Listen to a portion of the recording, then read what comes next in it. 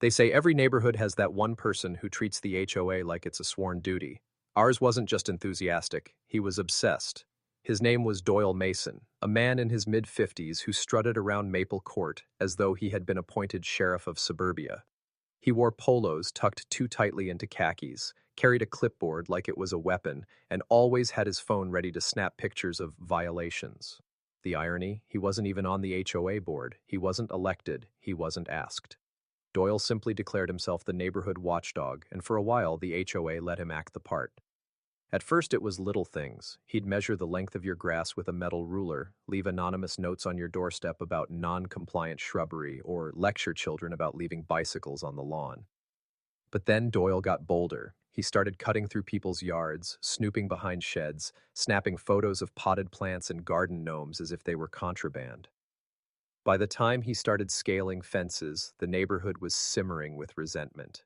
But it was my grandpa, the calmest man I've ever known, who finally decided enough was enough.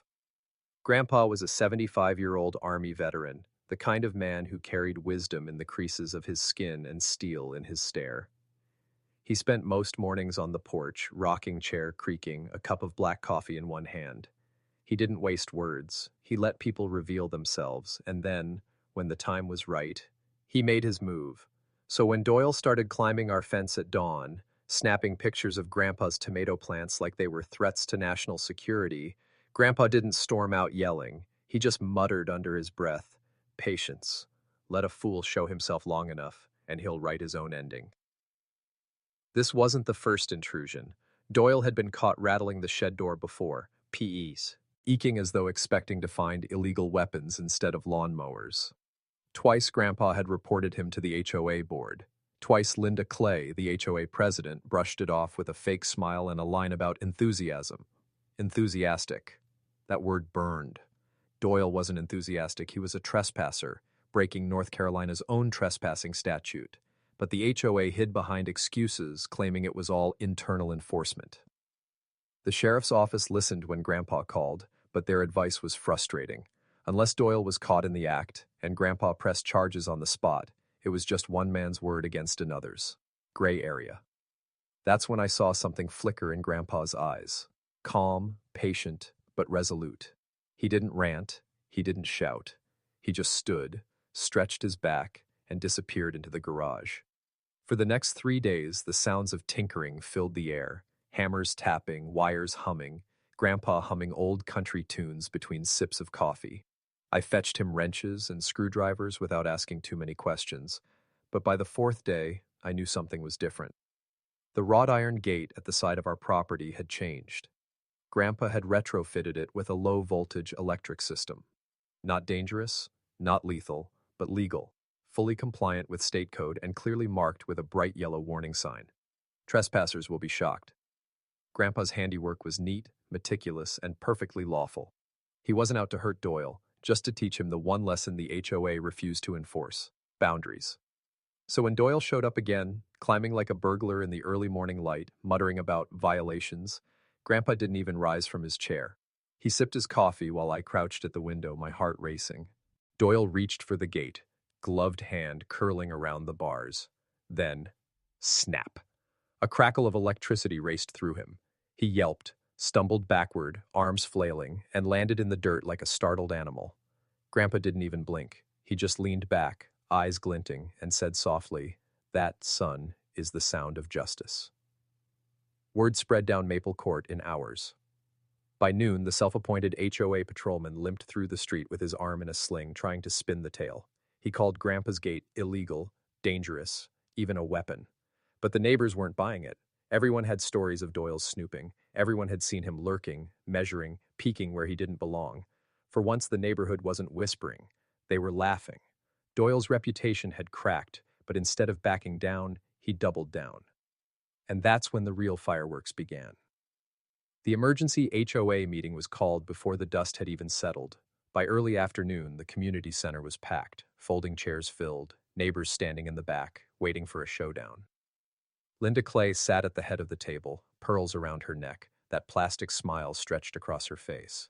To her right sat Doyle, arm dramatically cradled in a sling, like he'd survived an assassination attempt instead of a mild shock. He pointed across the room at Grandpa like a prosecutor in a courtroom. "This man is endangering the neighborhood," Doyle barked. "He has rigged up an electrified trap. That gate nearly killed me." A hush fell over the room.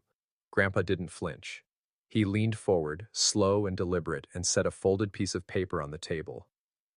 "That, Mrs. Clay," he said in a gravelly tone, "is a state-issued permit, North Carolina Electrical Code, fully compliant, and the sign is posted plain as day, legal, safe, documented." He leaned back, eyes never leaving Doyle. "The only crime here is trespassing." Linda's smile tightened. "Legal or not, Mr. Thompson, this kind of aggressive installation goes against the spirit of community living. The HOA reserves the right to regulate." Grandpa's voice cut her off, low and firm. "Regulate? Yes. Trespass? No. North Carolina statute makes it a crime to enter private property without consent. Doyle's done it 3 times. I'm done warning him. Next time, I'll press charges and let the judge sort it out." The air shifted. Neighbors who had sat in silence for months suddenly stirred. One woman stood up. "Doyle came into my backyard last month to measure my shrubs. I thought I was the only one." Another neighbor added, "He photographed my kids' bikes and called them an eyesore. Who does that?" The tide was turning. Doyle's face flushed red as accusation after accusation spilled out. Linda banged her gavel, desperate to regain control.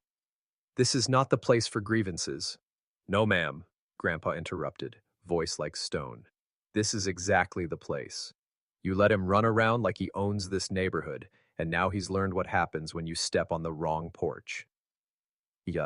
Whispers turned to murmurs, murmurs to nods. For the first time, Doyle wasn't the one dictating the story. He was the one on trial. And though Linda tried to shield him, the cracks were spreading. Grandpa didn't need to shout, didn't need theatrics. He just laid the truth bare, and the neighborhood listened. But Doyle wasn't finished. Humiliation only sharpened his obsession. For 2 days, he circled our block in his dented pickup, slowing in front of our driveway, glaring at the gate he couldn't conquer. Grandpa sat on the porch like always, sipping coffee, calm as ever, as if daring Doyle to try again. And late on the 3rd night, under a heavy sky, Doyle did. Only this time, he brought bolt cutters. The night Doyle returned, the air carried that kind of silence that feels heavier than noise. The crickets had gone quiet, the trees barely rustled. I was half asleep when the faint clink of metal jolted me upright. I crept to the window, and there he was, Doyle Mason, standing at the gate with a flashlight clenched between his teeth and bolt cutters in his hands. His face was pale, sweaty, but his eyes burned with the wild determination of a man who couldn't afford another humiliation. He muttered curses as he tried to line up the cutters on the iron bars. "Illegal, menace, thinks he's smarter than me." His voice carried just enough for me to hear, every word dripping with spite. He wasn't there to inspect anything. He wasn't even trying to pretend anymore. This was sabotage. He wanted to break the gate, strip Grandpa of his victory, and re-establish his imaginary authority. But what Doyle didn't know was that Grandpa was already waiting. He hadn't gone to bed that night.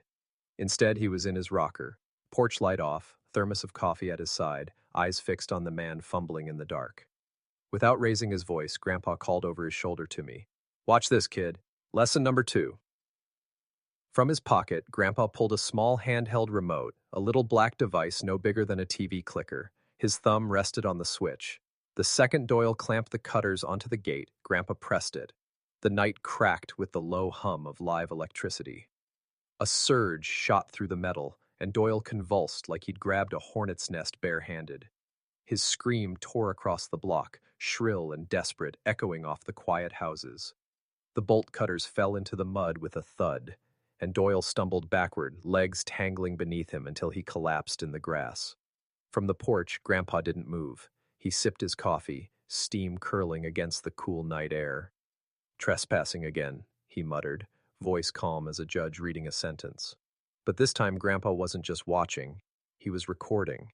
His phone sat propped on the porch rail, capturing every second. The cutters, the trespassing, the shock, the pathetic collapse.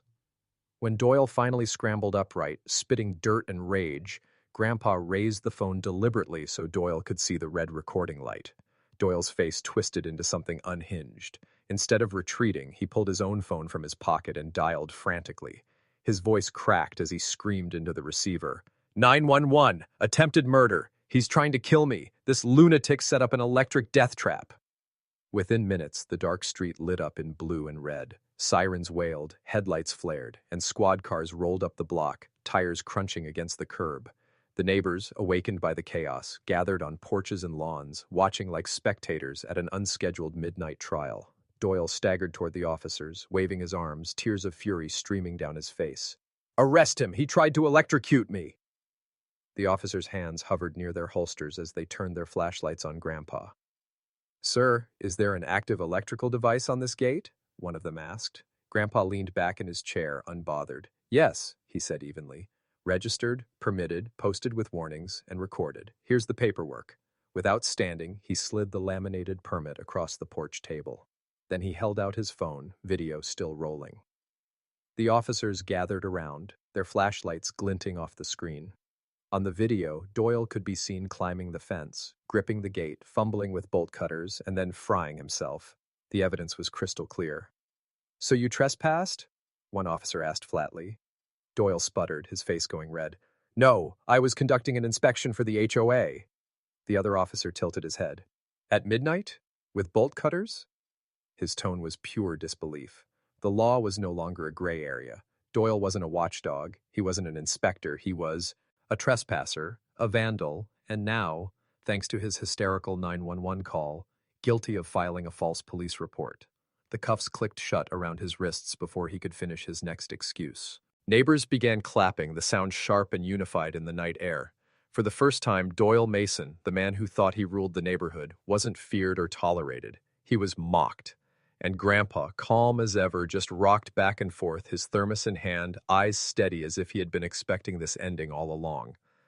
Doyle sat in the back of the cruiser, wrists bound, sweat soaking his shirt, his face wild as he shouted through the glass. "You're all blind. He's dangerous. He's going to kill someone." But his words were muffled by the laughter that had spread through Maple Court. For once, the neighborhood wasn't whispering behind curtains. They were standing in the open, united, clapping as if a bully had finally been dragged off the playground. Grandpa rose from his rocker for the first time that night. He stretched his back, walked to the porch rail, and looked out at the crowd. His voice carried, steady and deliberate. This man thought rules were weapons. He thought he could twist the HOA into his badge, but rules go both ways, boundaries go both ways, and tonight he learned what happens when you trespass one time too many. The officers exchanged looks, and one of them finally said what everyone knew. "Mr. Mason, you're under arrest for trespassing, vandalism, and filing a false police report." The cruiser door slammed, Doyle's protests swallowed by the night. That sound, the metallic thud of the door sealing shut, echoed louder than his screams. It was the sound of an era ending. The next morning, the neighborhood buzzed like a hive.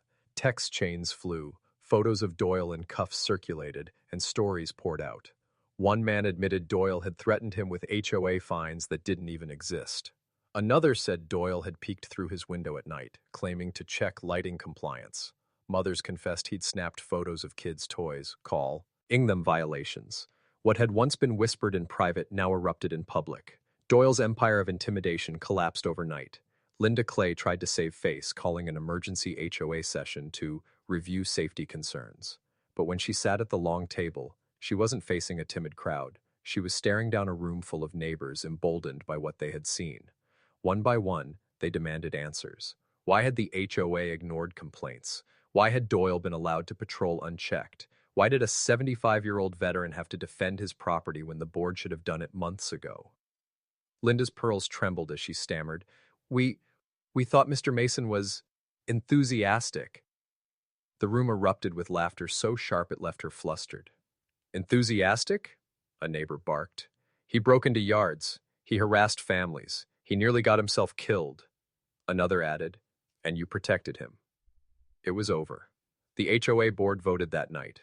Linda forced to resign, Doyle permanently banned from any position of neighborhood authority. His clipboard, his ruler, his self-appointed badge, all stripped away.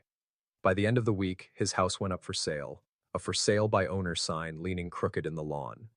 Rumor was he couldn't stand the humiliation of living where everyone knew his downfall.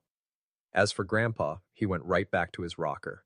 Tomatoes ripened on the vine, the gate hummed quietly with its posted warnings, and he sipped his coffee as if nothing had changed. But I knew it had. The neighborhood was freer, lighter, because one man had stood up with patience, steel, and a little electricity. On the last night before Doyle moved out, I caught Grandpa watching the emptying house. He didn't gloat, didn't smile. He just said quietly, almost to himself, "Sometimes justice needs more than words. Sometimes it needs proof.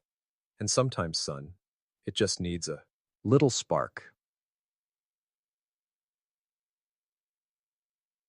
With that, he leaned back in his chair, the gate glowing faintly in the dark, while Maple Court finally exhaled.